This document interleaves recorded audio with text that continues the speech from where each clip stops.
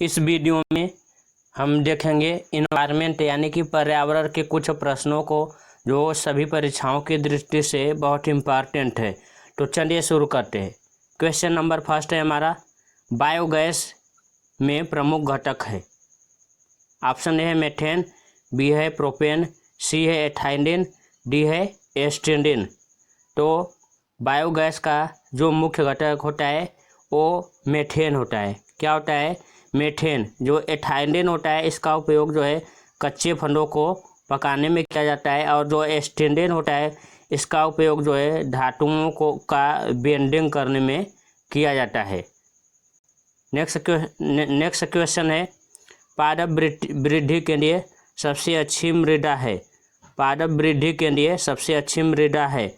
Option A है रेतिली, B है ग्रेवन, सी है लोमी और डी है सिंट। तो जो लोमी मिट्टी होता है ये पादप ग्रोथ के लिए सबसे अधिक उपजाऊ होती है। कौन सी मिट्टी? लोमी मिट्टी। और इसी मिट्टी को जो है हिंदी में दोमट मिट्टी कहते हैं। क्या कहते हैं? दोमट मिट्टी। दोमट मिट्टी जो होता है फसलों के लिए अत्यंत उपजाऊ होता है। इसमें पानी और वायु के प्रवेश के लिए छिद्र होता है। क्या होता है? पानी और वायु के लिए छिद्र होता है, जिसके कारण जो है ये भूमि, इस मिट्टी की उर्वरा शक्ति जो है बहुत अधिक हो जाती है। नेक्स्ट क्वेश्चन है, नंदा देवी राष्ट्रीय उद्यान कहाँ स्थित है?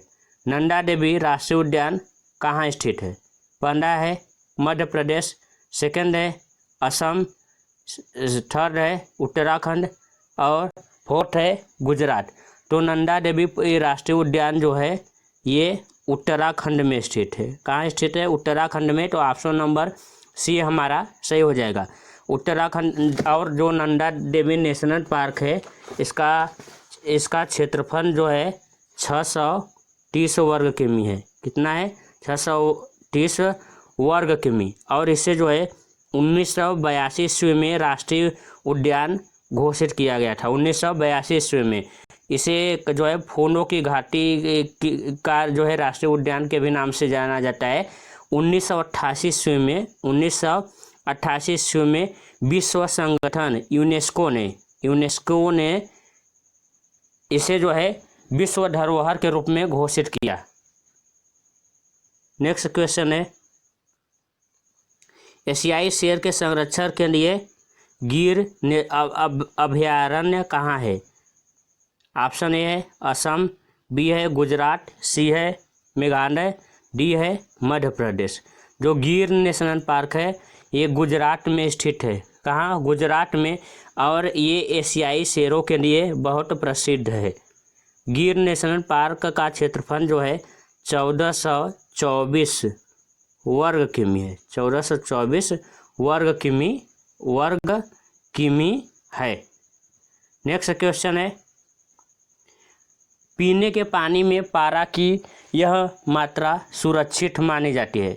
ऑप्शन ए है 0.001 मिलीग्राम पर लीटर, सेकंड है 0.004 मिलीग्राम पर लीटर, थर्ड है 0.006 मिलीग्राम पर लीटर और डी है 0.008 मिलीग्राम पर लीटर। तो पीने के पानी में जो पारे की मात्रा है वह 0.001 mg पर लीटर तक जो है सुरक्षित मानी जाती है। और हम बात करें पारे की, तो पारे की अधिकता से जो है मिनेमाटा नामक रोग हो जाता है। और यह रोग जो है सबसे पहले जो है जापान में 1956 ईस्वी में हुआ था। और ये रोग जो है ये कैसा रोग है? ये एक प्रकार का न्यूरोलॉजिकल रोग है, न्यूरोलॉजिकल रोग। नेक्स्ट क्वेश्चन है,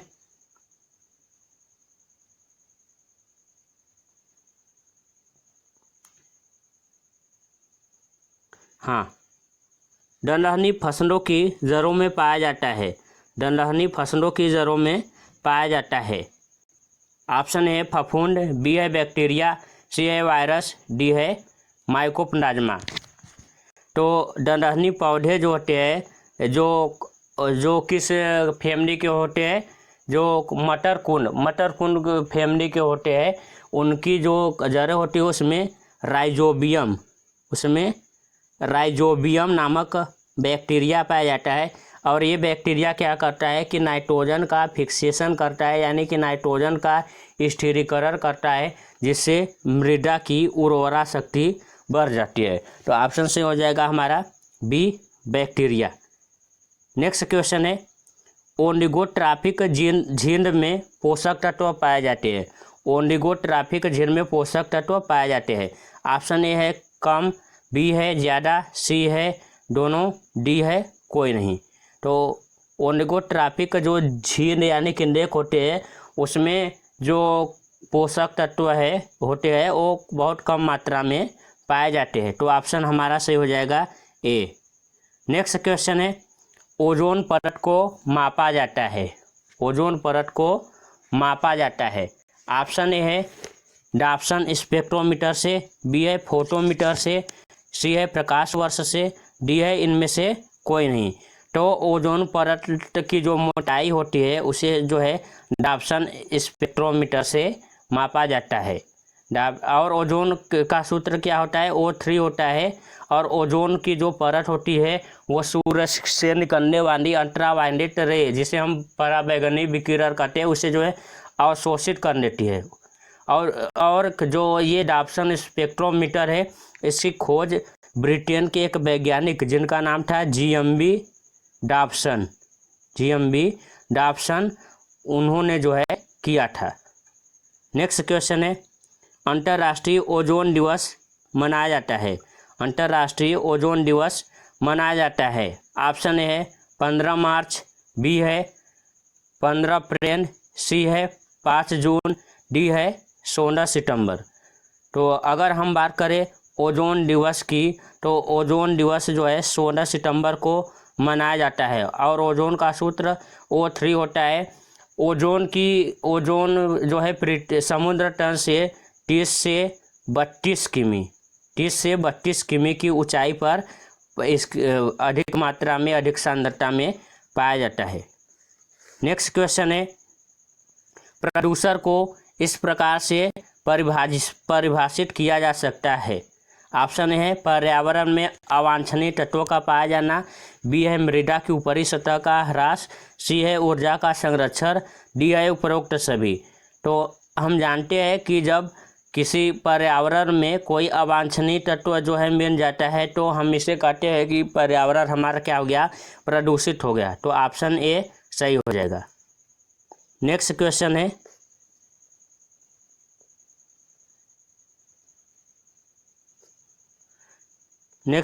हमारा ग्रीन हाउस प्रभाव विश्व वातावरण के संबंध में से संबंधित है। ऑप्शन ए है ठंडक एवं नमी से, बी है उष्मीय प्रभाव से, सी है अधिक वर्षा एवं हरियाली से, डी है मरुस्थलीकरण से। तो जो ग्रीन हाउस इफेक्ट है, ये एक प्रकार का प्राकृतिक प्रक्रिया है जिसके द्वारा किसी ग्रह के वातावरण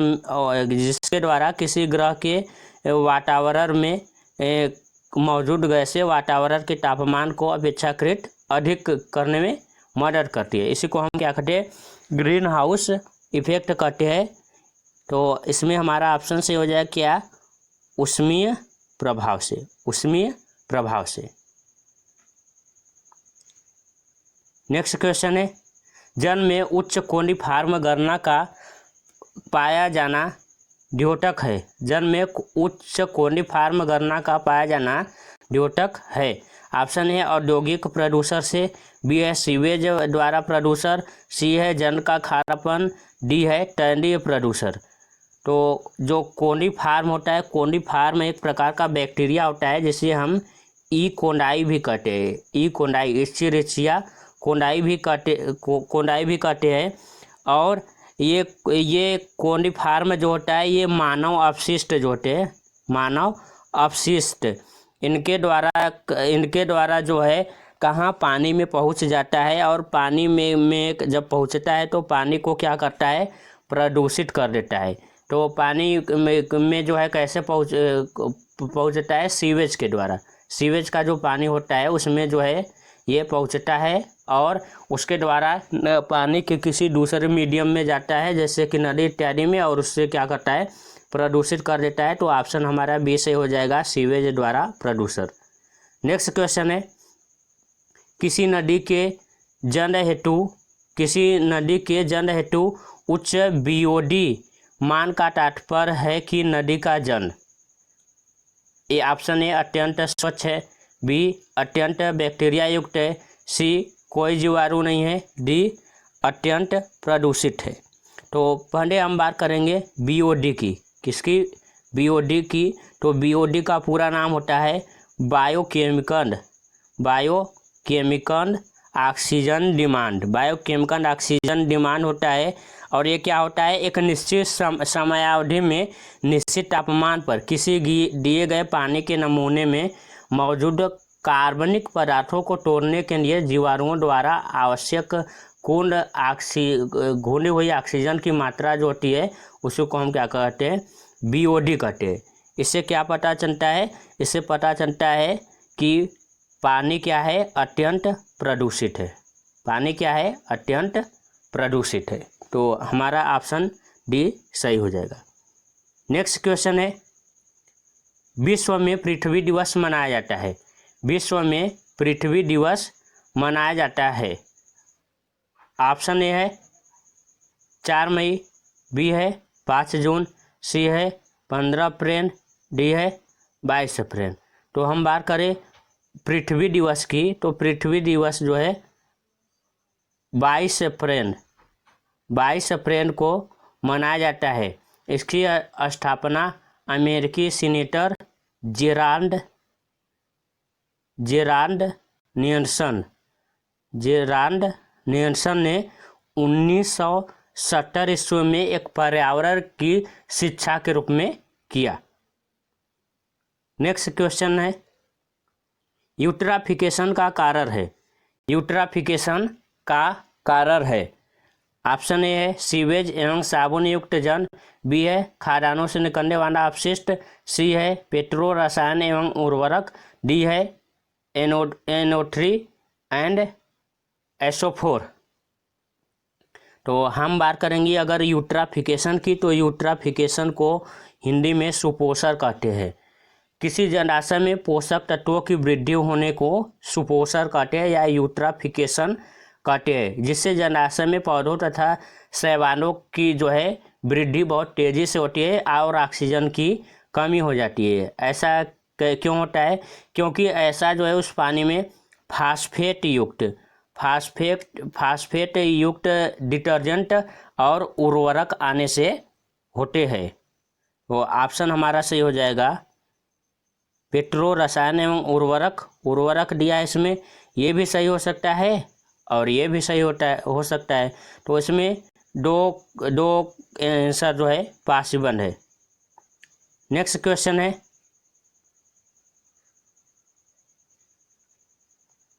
यूट्रोपिक झील है। यूट्रोपिक झील है। पहला है ऑप्शन ए है ऑक्सीजन की प्रचुरता से युक्त पोषक युक्त, सेकंड है बी है पोषक तत्वों की कमी से युक्त, सी है प्रचुर पोषक तत्वों से युक्त, डी है प्रकाश की प्रचुरता से युक्त। तो यूट्रोपिक झील जो होते हैं इनमें पोषक तत्वों की प्रचुर मात्रा होती है। तो ऑप्शन सी हमारा सही हो जाएगा। नेक्स्ट क्वेश्चन है, ताजमहल को निम्न के प्रभाव से खतरा उत्पन्न हो रहा है। ताजमहल को निम्न के प्रभाव से खतरा उत्पन्न हो रहा है। ऑप्शन ए फ्लोरीन, बी है SO2, सी है O2, डी है हाइड्रोजन। तो हम जानते हैं कि जो अम्ल वर्षा यानी कि एसिड रेन होता है उसकी वजह से ताजमहल को जो है खतरा उत्पन्न हो रहा है। उसका रंग जो है बदरंग होता जा रहा है। होता क्या है कि जो इन्वायरमेंट में सल्फर डाइऑक्साइड उपस्थित होता है, ये ऑक्सीजन से क्रिया करके सल्फर ट्राइऑक्साइड बना देता है। और ये सल्फर ट्राइऑक्साइड क्या होता है कि जब बारिश होती है यानी H2O जब गिरता है तो इससे जो है विक्रिया करके H2SO फोर बनाती है। इसी को जो है अम्ल वर्षा कहते हैं और इसकी वजह से जो है ताजमहल को बहुत नुकसान होता है। नेक्स्ट क्वेश्चन है, पौधों को वायु का शुद्धिकरण करने वाला क्यों कहा गया है? ऑप्शन ए है श्वसन के कारण, बी है वाष्पोत्सर्जन के कारण, सी है प्रकाश संश्लेषण के कारण, डी है इनमें से कोई नहीं। तो हम जानते हैं कि जो पौधे होते हैं क्या करते हैं, प्रकाश संश्लेषण की क्रिया करते हैं और प्रकाश संश्लेषण की क्रिया में ये CO2 को एब्जॉर्ब करते हैं तथा O2 को यानी कि ऑक्सीजन को रिलीज करते हैं। इसलिए पौधों को जो है वायु का शुद्धिकरण करने वाला कहा गया है। नेक्स्ट क्वेश्चन है, ओजोन का निर्माण अधिकतम होता है। ओजोन का निर्माण अधिकतम होता है। ऑप्शन ए अंटार्कटिका में, बी है अफ्रीका में, सी है यूरोप में, डी है भारत में। तो ओजोन का निर्माण सबसे अधिक जो है अफ्रीका में होता है। नेक्स्ट क्वेश्चन है, काजीरंगा राष्ट्रीय उद्यान किस प्राणी के संरक्षण हेतु प्रसिद्ध है? ऑप्शन है बाइसन, बी है कांडामृग, सी है गैंडा और डी है सफ़ेद शेर। तो ऑप्शन हमारा सही हो जाएगा। जो काजीरंगा नेशनल पार्क है ये गैंडा, और कैसा गैंडा, एक सींग वाले गैंडे के लिए प्रसिद्ध है। और ये कहाँ है, ये असम में स्थित है, असम में। नेक्स्ट क्वेश्चन है, भारतीय प्रायद्वीप में पाया जाने वाला अकेला सच्चा हिरण है। भारतीय महाद्वीप में प्रायद्वीप में पाया जाने वाला अकेला सच्चा हिरण है। ऑप्शन ए काला हिरण, बी है लाल हिरण, सी है बारहसिंगा, डी है चीतन। तो ऑप्शन हमारा सही हो जाएगा डी चीतन। चीतन को धब्बेदार हिरण भी कहते हैं। क्या कहते हैं, धब्बेदार हिरण भी कहते हैं। यह भारतीय उपमहाद्वीप का मूल निवासी है। इसकी प्रजाति का वर्णन पहली बार जो है जर्मन प्रकृतिवाद, जिनका नाम था जोहान क्रिश्चियन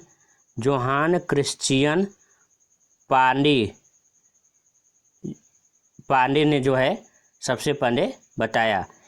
और कब बताया, 1777 ईस्वी में। नेक्स्ट क्वेश्चन है, भारत में मरुस्थलीय परिक्षेत्र का फैलाव है। भारत में मरुस्थलीय परिक्षेत्र का फैलाव है। ऑप्शन ए है 5,50,000 वर्ग किमी, ऑप्शन बी है 2,25,000 वर्ग किमी, सी है 1,80,000 वर्ग किमी और डी है 3,75,000 वर्ग किमी। तो हम बात करें भारत में मरुस्थलीय परिक्षेत्र का फैलाव की, तो ये है 2 लाख वर्ग किमी के आसपास। कितना, 2 लाख वर्ग किमी के आसपास है। और इसमें अगर हम देखेंगे तो ऑप्शन सी लगभग जो है इसके बराबर है। और हम बात करें तो ऑप्शन सी हमारा सही हो जाएगा। और भारत में एक जो मरुस्थल है उसे जो है थार के नाम से जाना जाता है, जिसका अधिकांश भाग जो है राजस्थान में फैला है। कहाँ, राजस्थान में। और इसके अलावा जो है बहुत कम भाग जो है हरियाणा में, फिर पंजाब में, फिर उसके बाद कुछ जो है गुजरात में फैला हुआ है। नेक्स्ट क्वेश्चन है, प्रदूषण निवारण एवं नियंत्रण अधिनियम बनाया गया। ऑप्शन ए 1981, बी है 1975, सी है 1985 और डी है 1987। तो प्रदूषण निवारण और नियंत्रण अधिनियम जो है 1981 में बनाया गया। जन प्रदूषण की रोकथाम के लिए जो है 1974 में, और वायु प्रदूषण के रोकथाम के लिए 1981 में जो है ये नियम जो है अधिनियम बनाया गया। नेक्स्ट क्वेश्चन है, सरदार सरोवर बांध परियोजना इस नदी पर है। ऑप्शन ए है महानदी, बी है नर्मदा, सी है सतलज, डी है ब्रह्मपुत्र। तो सरदार सरोवर बांध परियोजना जो है ये नर्मदा नदी पर स्थित है और इसकी लंबाई जो है 133 मीटर है। 133 मीटर ऊंचाई है, 133 मीटर। और इससे जो है मध्य प्रदेश और गुजरात को फायदा हुआ है और इस बांध का जो है लगातार विरोध होता रहा है। नेक्स्ट क्वेश्चन है, विश्व में सर्वाधिक फूल देने वाले पौधों का समूह है। ऑप्शन है आर्किड, बी है पाइन, सी है ड्रोसेरा, डी है इनमें से कोई नहीं। तो विश्व में सबसे अधिक फूल देने वाले पौधों का समूह है पाइन। तो ऑप्शन बी हमारा सही हो जाएगा, पाइन।